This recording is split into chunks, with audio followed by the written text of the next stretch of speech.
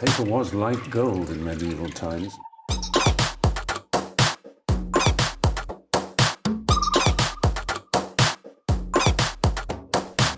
Oh, not tobacco. Sugar. That everything we thought we knew about the world might turn out to be completely wrong.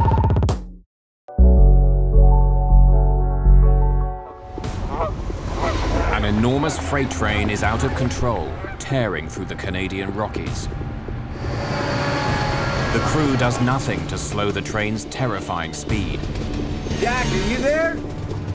Charging the other way, a passenger train with more than 100 people on board.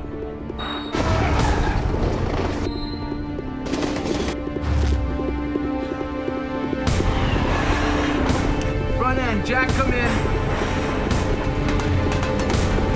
Oh my God. Mayday, Mayday! We're doing 90 miles an hour, out of control. Take a life jacket! Where's the Coast Guard? Don't let go!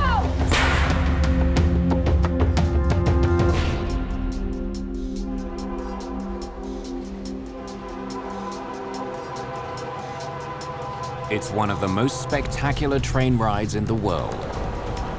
Every year, thousands of people take the slow and easy way through Canada's Rocky Mountains. Avoiding traffic, they take the train and leave the driving to somebody else. In late winter, 1986, a gentle trip through the Rockies will end tragically.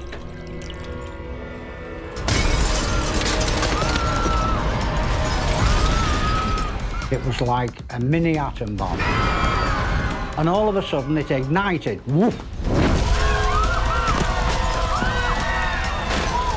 I'm gonna help you.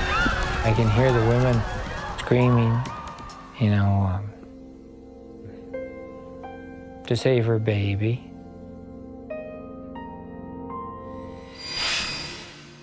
An investigation makes shocking discoveries about the Canadian railroad industry. At that time, I didn't think that anything was wrong.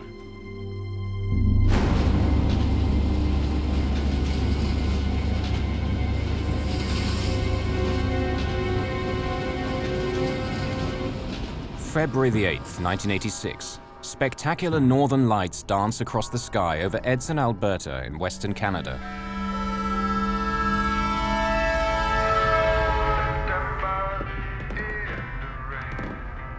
Driving freight trains has been a lifelong dream for 48-year-old Canadian National Railways engineer Jack Hudson. But after 16 years on the job, he knows all too well that it can be a grueling career. Because Canadian freight trains travel such vast distances, up to 12 local crews may be used in the course of one cross-country journey.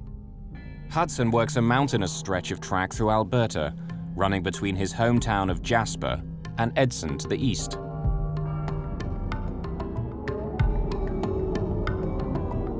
Like many trainmen, Hudson works a regular beat, driving over the same stretch of track, then turning around again with another train, day after day.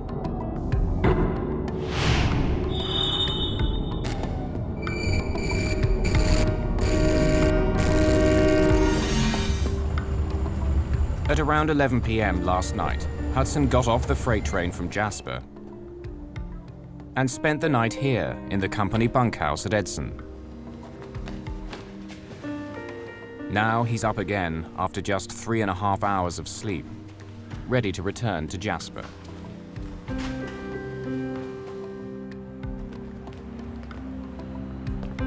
At the station, he's joined by his brakeman. Like Hudson, 25-year-old Mark Edwards lives in Jasper. And like Hudson, he hasn't slept very much. Did you get some rest? Not much. Got a touch of the flu. Could use a full night's sleep. Hudson and Edwards will ride up front in the first engine. Hudson drives the train, while Edwards keeps an eye on the brakes and pitches in if Hudson needs any help. Known to his fellow railmen as Smitty, 33-year-old Wayne Smith is Hudson's conductor. He's the last of the three-man crew in charge of the freight train this morning. Smitty? Smith rides in the caboose, the last car in the train. He acts as an extra set of eyes, making sure the men in the front end know what's going on behind them. The three men are long-time employees of Canadian National, or CN, Rail. And all of them have been up and down this length of track countless times before.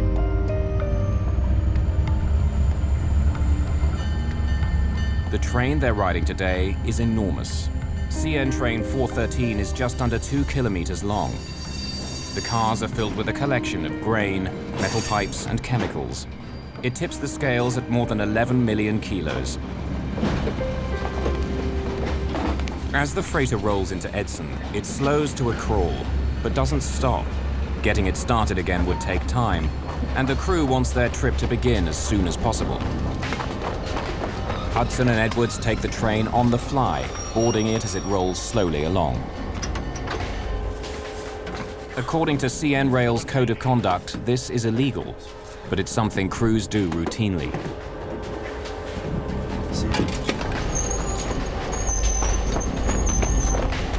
With the caboose still nearly 2 kilometers away, Smith stands by the track to inspect the cargo as it crawls by. He makes sure there's nothing obviously wrong with the freight or the cars carrying it. All set, Jack. Clear signal leaving Edson. Clear signal leaving Hinton. Another part of Smith's job is to stay in touch with the front end of the train. He's supposed to make sure they're alert throughout the journey.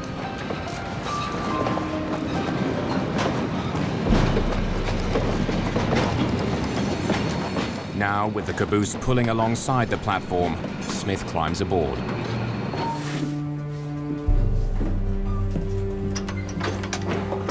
Okay, he's got the brakes off. You're good to go. See you later. At 6:40 a.m., Hudson pushes the throttle. The freight train picks up speed as its 8,000 horsepower diesel engines open up. The CN freight train begins the long haul west to Jasper. The men are going home. Dispatcher to 413. Good morning, dispatcher. Good morning, Jack. But Hudson isn't sure exactly how long his train is, or precisely what he's carrying. Dispatcher at Medicine Lodge here. I haven't had a chance yet. Oh, that's, you got pretty well grain cars, eh? Yeah, I think so. Yeah. This should be the right length then. Okay, thanks.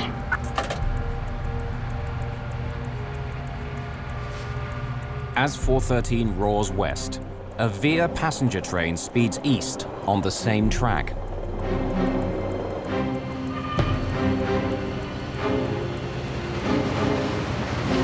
Via Rail's supercontinental passenger train number 4 is cruising toward Edmonton, Alberta. More than 100 passengers are enjoying the spectacular scenery as it cruises through the rugged Canadian Rockies. 36-year-old Jamie Haight is a car assembly operator. He's headed home to Ontario after a 2-week visit to his family in Vancouver. It's a very, very small community that you're in close proximity with a lot of people very, very suddenly. And so there's a lot of people we got to meet and got to interact with. I remember there was a couple of ladies that we met over dinner. One was very, very pregnant. While some passengers are still sleeping, Haight goes into the day coach to do some reading before breakfast. It's the 4th car in the train. I remember this lady, and she had a little boy with her, about 3 years old or whatever. He was quite in awe, the little child was quite in awe of the scenery.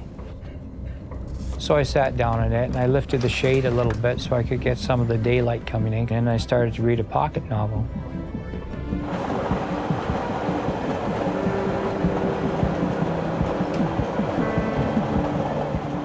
Several cars behind Haight is 61-year-old assistant conductor Herbert Timpey. An old hand on the Canadian passenger line, he's been riding this piece of track for 7 years. I had to be the assistant conductor and look after the passengers on that train. Next stop, Hinton. The passenger train is pulling into Hinton. The freight train is just about to reach Hargwen Station, 20 kilometers east. Here, the rail line briefly splits into 2, so trains can pass each other. 413 will take the upper track, while the passenger train passes below it. As Hudson approaches the split in the tracks, traffic signal lights tell him to slow down.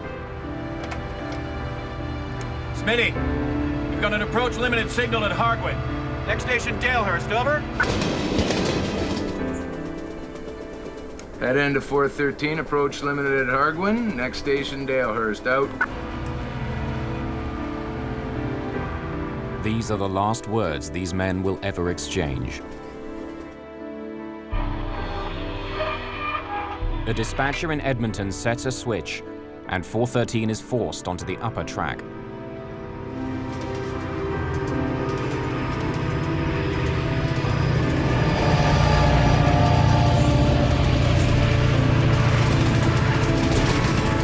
The Via passenger train arrives at Hinton station at 8:20 a.m. On board, 64-year-old Martin Pedersen settles down to breakfast in the downstairs lounge of the Dome car. He's feeling rested after a good night's sleep. A former World War II fighter pilot, Pedersen has a lot of experience with locomotives. Over the course of the war, he blew up 36 enemy trains in France.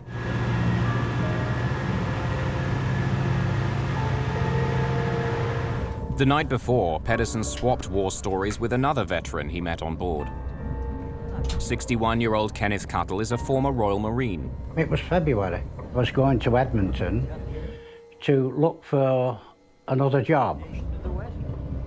Like Pedersen, Cuttle also fought behind enemy lines in World War II. Cuttle and Pedersen are survivors.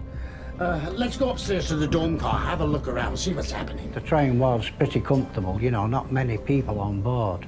I said, let's go up to the Dome car because it was just coming light and we see lots of things which you might not get another chance to see. We were in the foothills of the Rocky Mountains. There are now 115 people on board. But the train will never make it to Edmonton, and the passengers and crew enjoying the early morning trip will soon be fighting for their lives.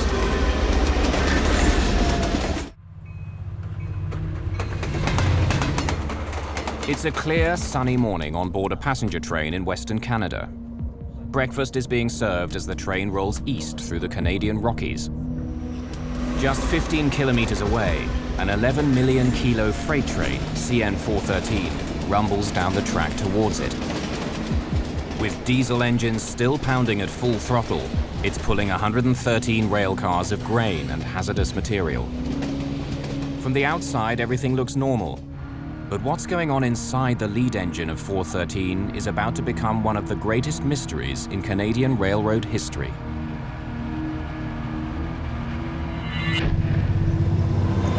Freight trains and passenger trains often travel on the same track.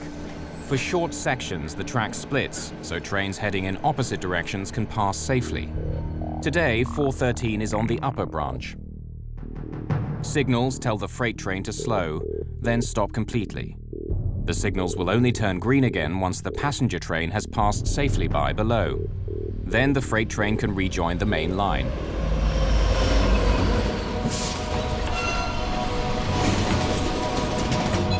But 413 isn't slowing down. It's now heading downhill and it charges through the warning lights. If it doesn't stop soon, it will return to the main line at full speed, straight into the path of the passenger train. Unaware of the bizarre behavior of 413, the passenger train continues east.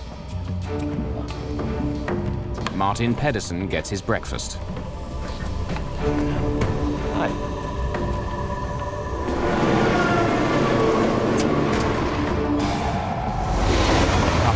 The freighter thunders through the last set of light signals, ignoring 3 red lights that command it to stop.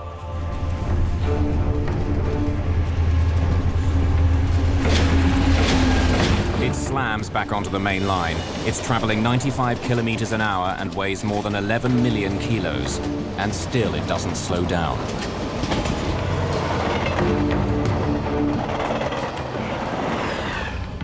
Herbert Timpey sits to relax. Ken Cuttle has a clear view of the railway ahead. I'd got in conversation with an English guy, and he had his back to the front and I was looking over his shoulder forward the way the train was going. There was a flickering light in the distance, and not knowing the track layout, I thought, oh, there must be another line, and if it's another train, it's going to go past us, you know?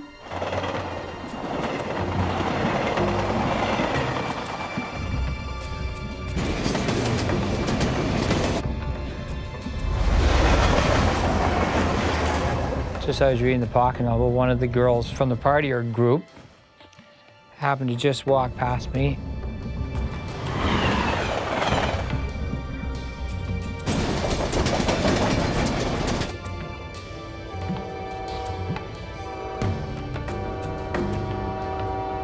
Oh my God! Oh my God! And then, boom.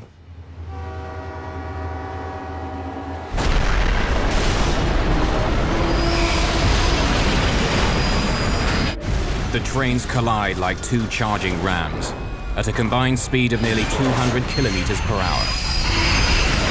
Passengers are rocked by one collision after another as 70 freight cars pile into the wreckage. Like an incoming wave, grain cars, long pipes 3 foot in diameter, 30 feet in length, you name it. And these were flying through the air like toys. Thrown from the tracks by the force of the collision, one freight car flies through the air, smashing to a stop on the Via train. The whole world seemed to explode. It was like a mini atom bomb. It was a big mushroom of black smoke.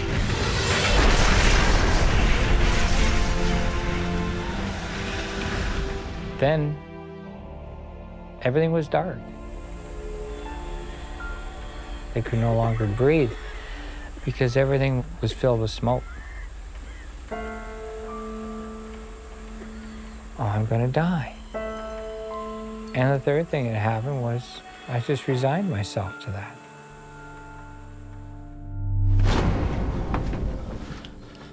I've been working about 37 years and on the railroad, and I never seen anything so bad.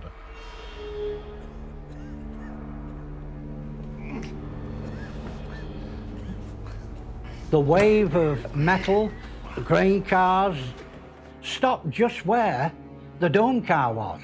If it had gone another 30 feet, it would have covered us as well. In the same car, one deck below, Martin Pedersen struggles to escape. But he can barely see what's happening in front of him. The window beside him shattered during impact, filling his eyes with broken glass.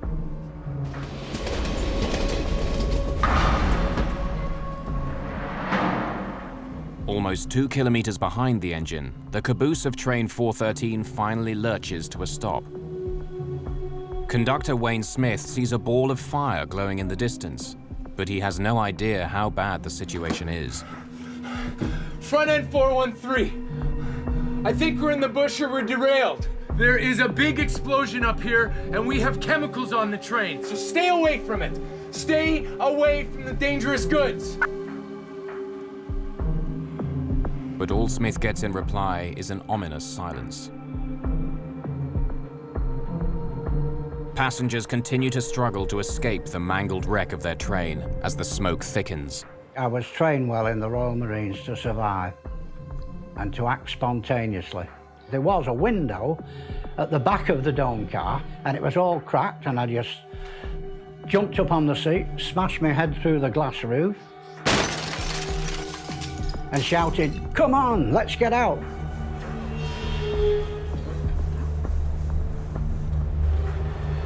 Cuttle and others jump from the car. And I looked back, and all of a sudden it ignited. Woof!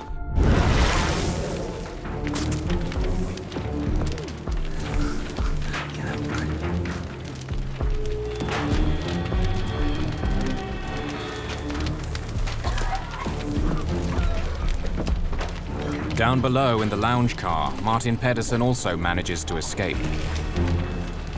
But others aren't so lucky. Many are still trapped in the burning cars, including passenger Jamie Haight.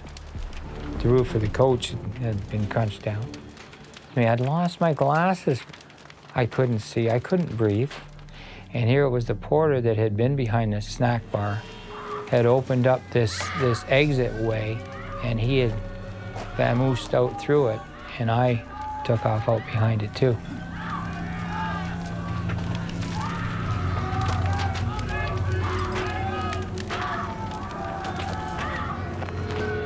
Snap out of it. He was in shock. Hey, snap out of it.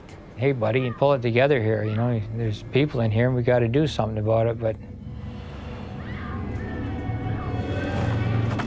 Half blind without his glasses, Haight goes back inside, trying to help others out of the wreck. 413 here, dispatcher.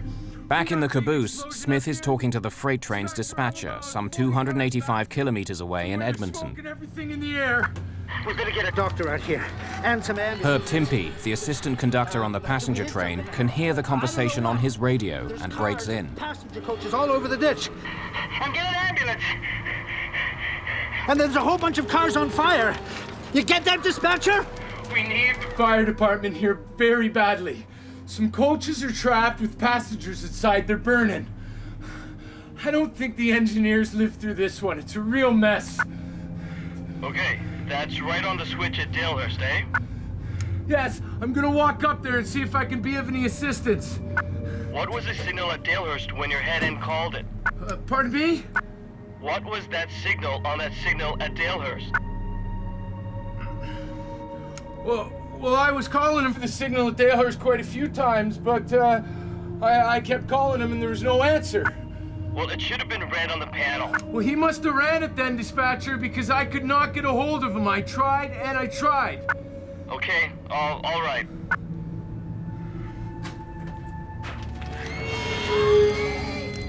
Back at the head of the passenger train, Jamie Haight tries to save who he can.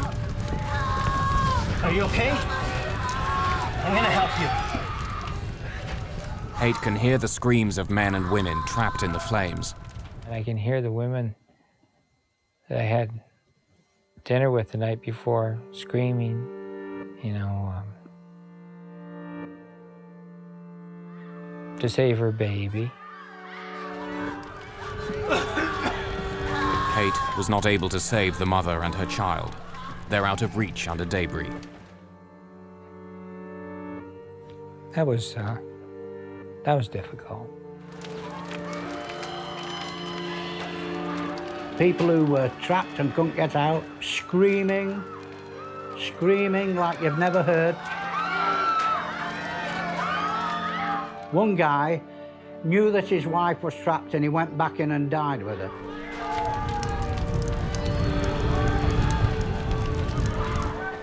Another woman in the carriage under where we were had most of her leg cut off.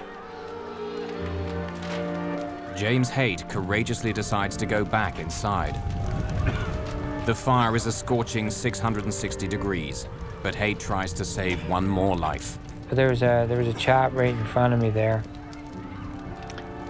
and it was the chap I had dinner with the night before. And all of a sudden the flames came and consumed him.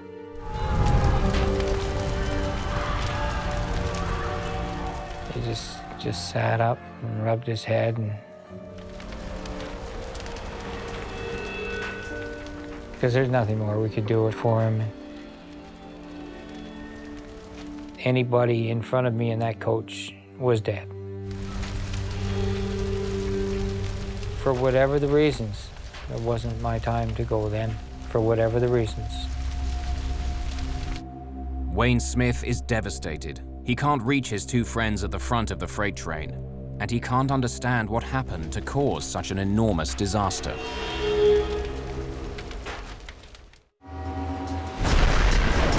In Western Canada, a freight train has smashed head-on into a passenger train carrying more than 100 people. In the minutes after the collision, survivors are dragging themselves from the burning wreckage, while others are still trapped inside. One of the girls that had been in the car in the morning, and I looked at her and I said, "Oh, I'm sorry to tell you,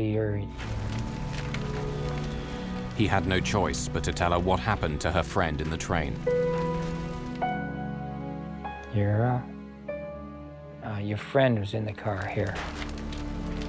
She died, trapped in the burning debris. I felt like the worst person in the world because I had to tell her. If I could have taken back that 1 second in time to not tell her, you know.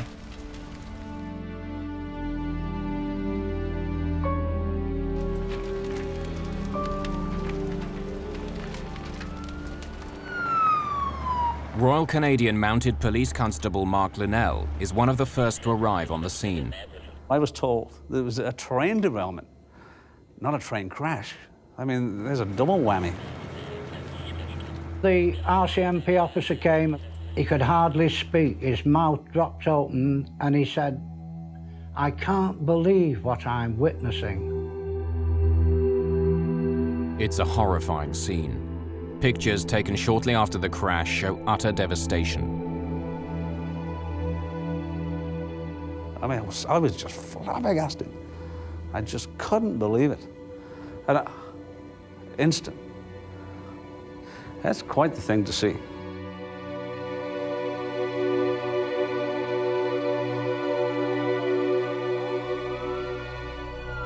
The collision is 18 kilometers from the town of Hinton. It takes emergency crews some 45 minutes to get there. I was in the Marines in England for 14 years. I'd seen a lot of disasters, man-made disasters, terrorist bombs.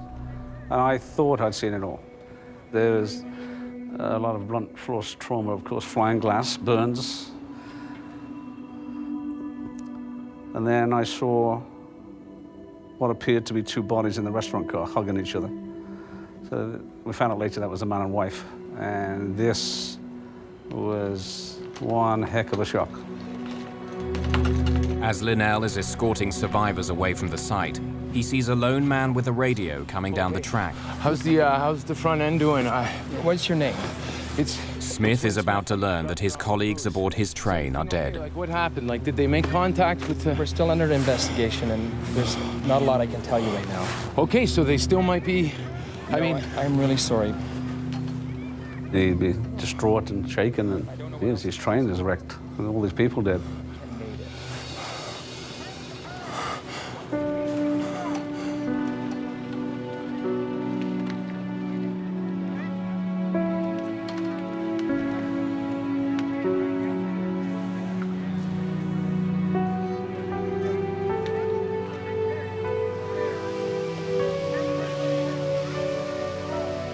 The Hinton train disaster is the worst railway accident to strike Canada in 35 years. More than $30 million in property are destroyed. 23 people are dead, and 71 others are severely injured.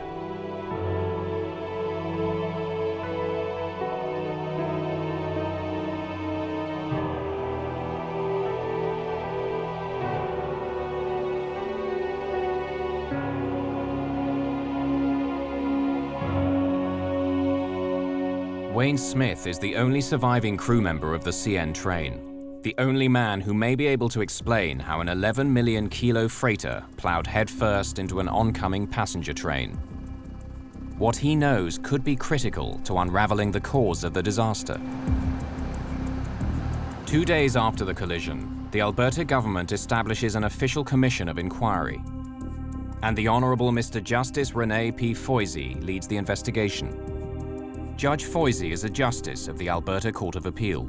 It was reasonably simple. I mean, what caused the accident? But it turned out to be a lot more complicated than that because there were no easy answers as to what caused the accident. Freight and passenger trains routinely use the same tracks without incident. What was different this time? Over the next 11 months, Foisy calls on 150 witnesses and specialists to help him find out. I think what has most surprised me is the complex procedures, the equipment, the overall complexity that we have to look at in running a railroad and what goes on in running a railroad. While Conductor Smith recovers from the accident, Foisy gets to work. He begins by studying the signals that should have told the freight train to stop. If they weren't working, the crew on 413 may not have thought they needed to slow down. GN did a very in-depth test on the signal system, and it was determined that it was performing properly. We went further. We hired our own independent experts to test the system. The switches which operate the signal lights were frozen in position after the accident. Electrical engineer Eugene Couch was hired to read them. Perhaps a mechanical fault in the system had turned them green, telling the freight train to speed through.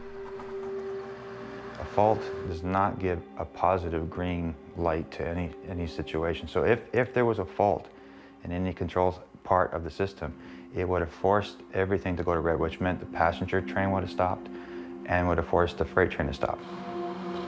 If a mechanical problem wasn't the cause, there was a more chilling possibility. Perhaps someone set the freight train lights to green on purpose, causing the two trains to collide.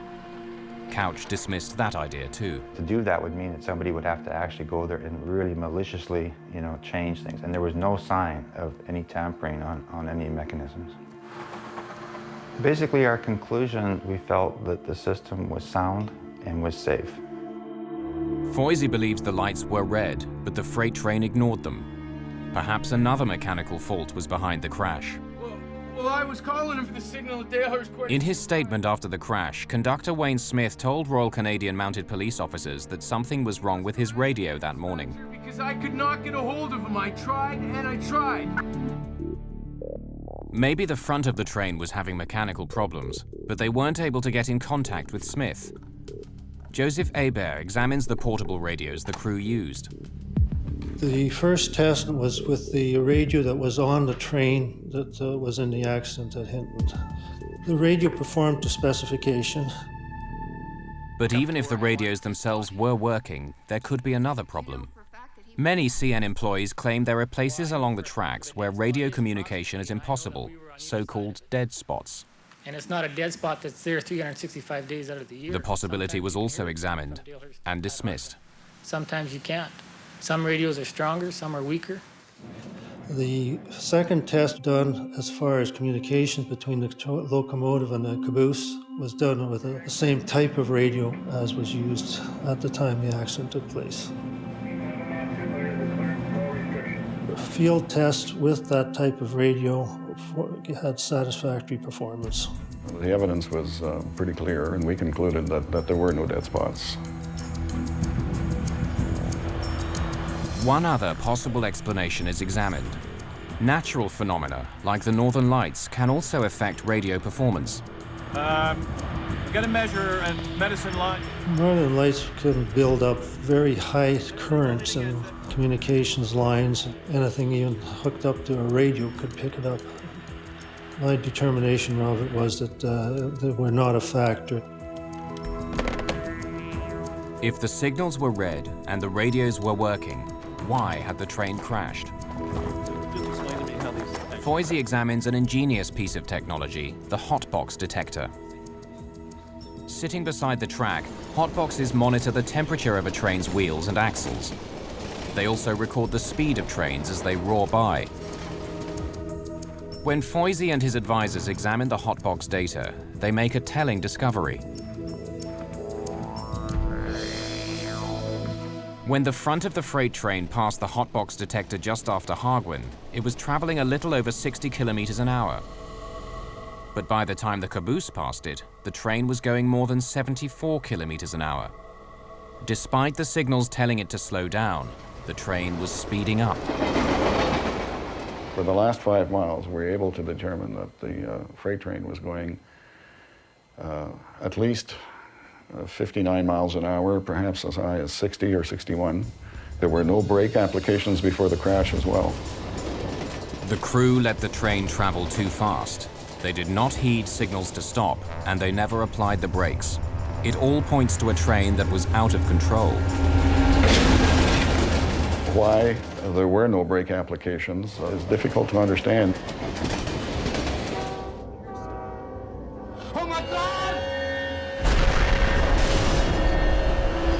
With mechanical problems ruled out, Foisey begins to examine the crew of the freight train.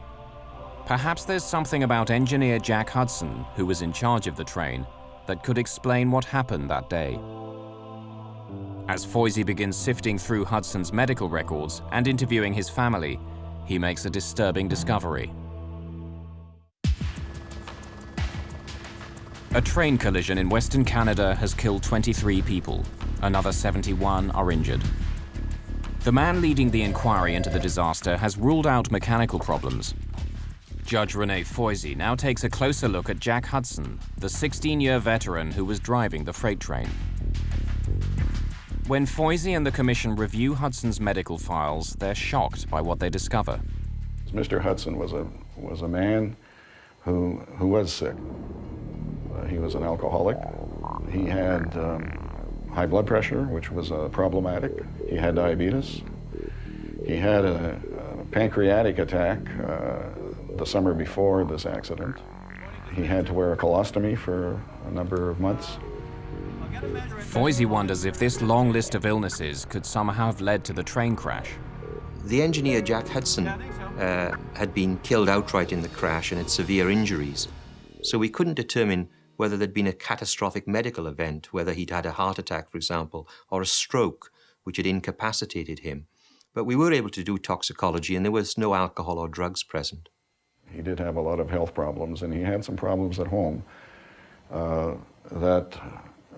These problems at home appeared to be on the mend, and that he was not the kind of man who, if he was going to commit suicide, would take 23 people with him and injure another 70, some of them very, very seriously.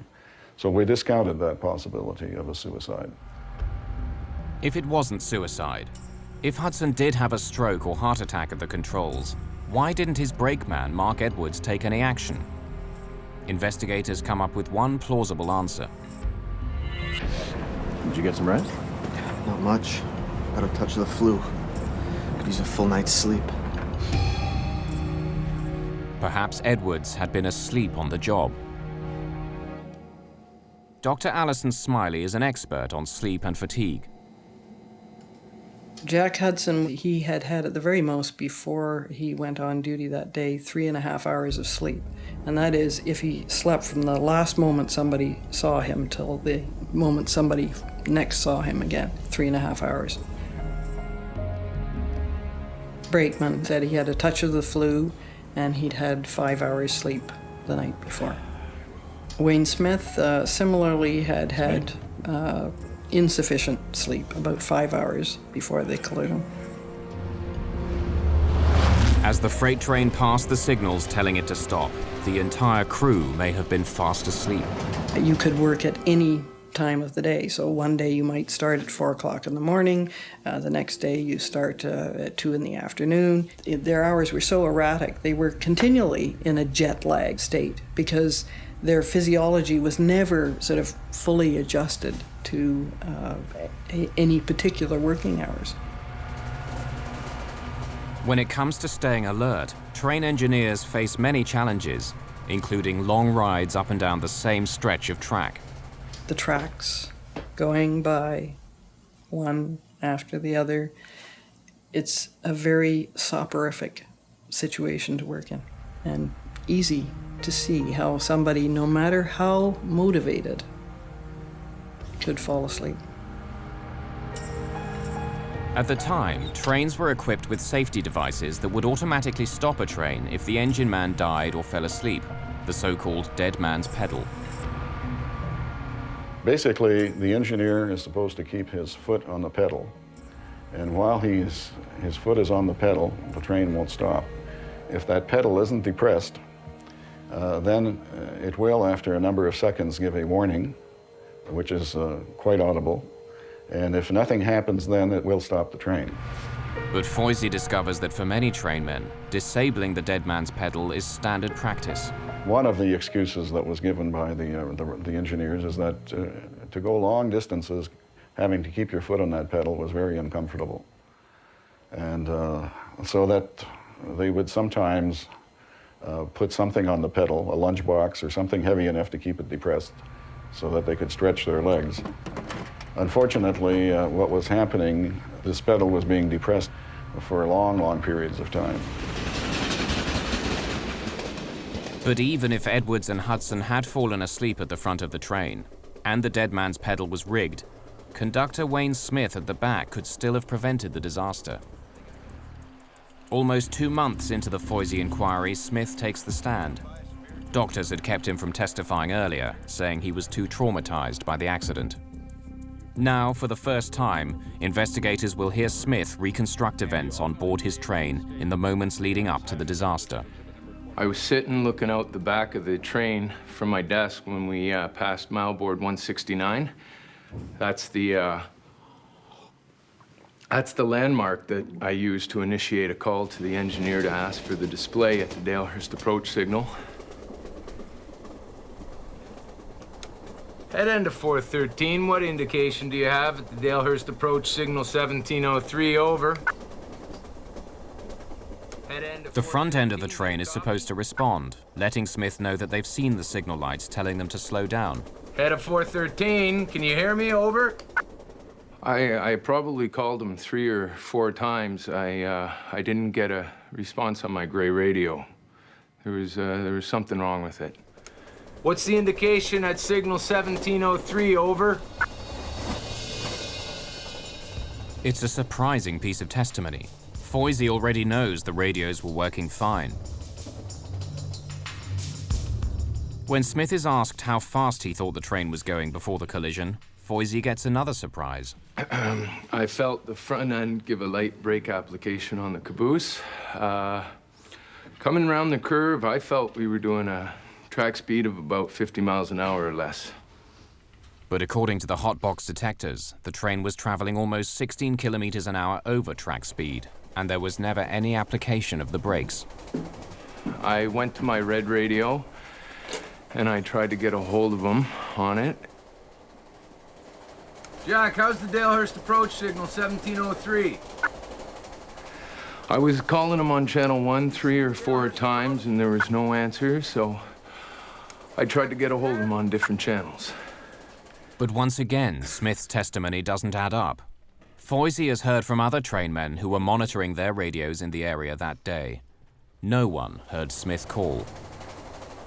Smith says he was still trying to contact Hudson when the end of the train raced past signals telling it to slow down. Jack!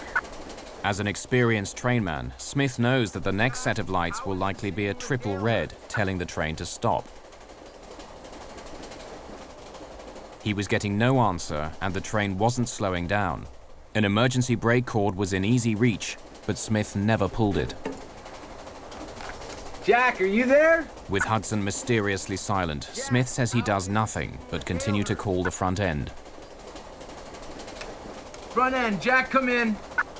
Why, in the circumstances that you've described, did you not pull the brake?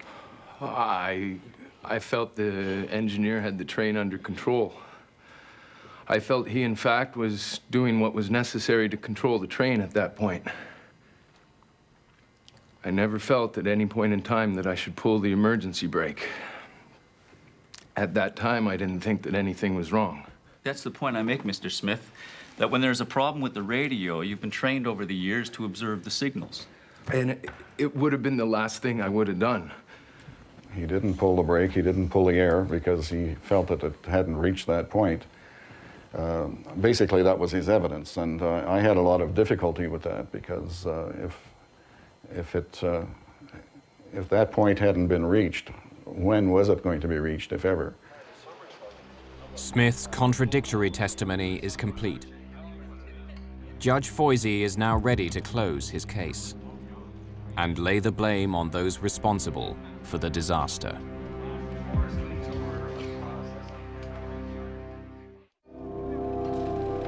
The inquiry into one of the deadliest train crashes in Canada is complete.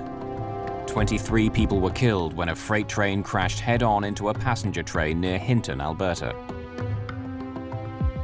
Chief Investigator Renee Foisey has explored every angle, from technical malfunction to human error.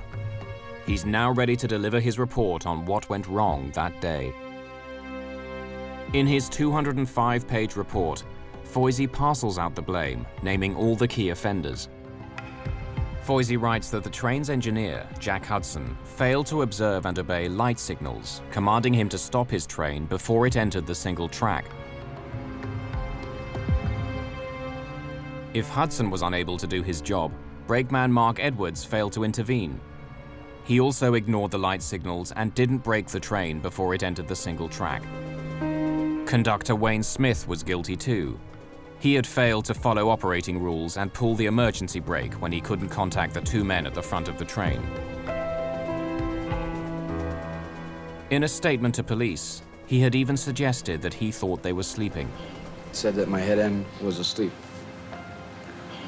Do you recall making that response, sir? Yes, I do.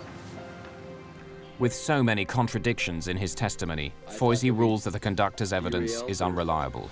I wasn't sure what had happened, and I went to my back desk. I jumped on from the cupola and ran for. It seemed like we were just keeping going. There was no immediate stopping. The caboose kept sliding. Instead, Foisey emphasizes that Smith, like Edwards and Hudson, was dangerously tired that morning. I just wanted to get home, actually, at the time. But the crew aren't the only ones Foisey blames for the accident. According to the Foisey report, Jack Hudson may well have had a stroke or heart attack before the collision. But CN management had known about Hudson's medical record for years. He managed to accumulate, I think it was 40 or 50 demerits, and at 60, you're fired. But after he got to that level, there were some other infractions which weren't recorded.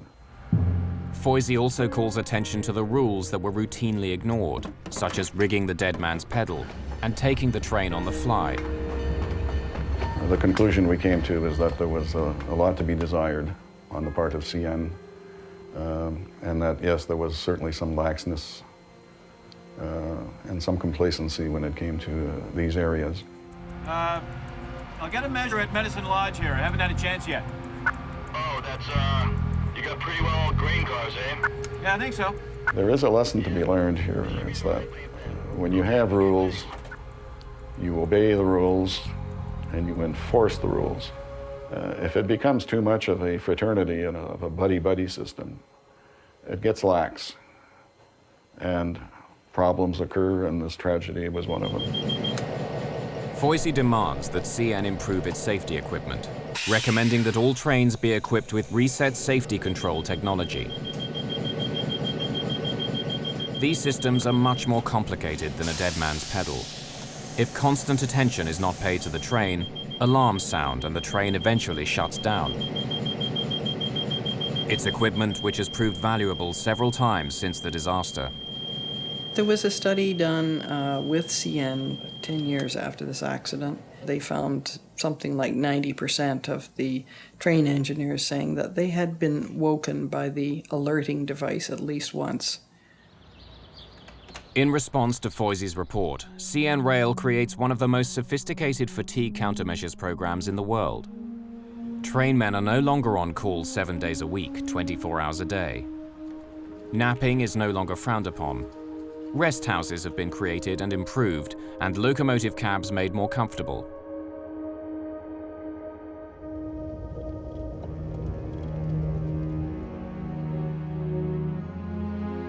For the victims of the Hinton disaster of 1986, changes to Canadian railroading come too late.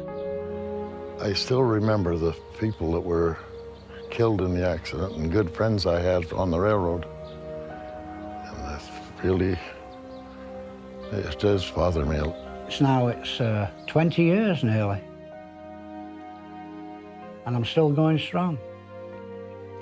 Very lucky. I don't equate it to luck, no. No, too much of a tragedy to think about luck.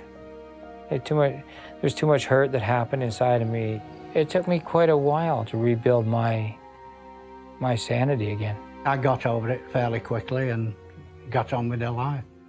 There may be lots of other people who weren't as lucky. You can be going along in life, and then something can come along and just kind of destroy your very foundation or shatter your very foundation. And through no fault of your own, but life has a habit of doing that. But the other thing I can share with them is that you can recover from it. There is a tomorrow.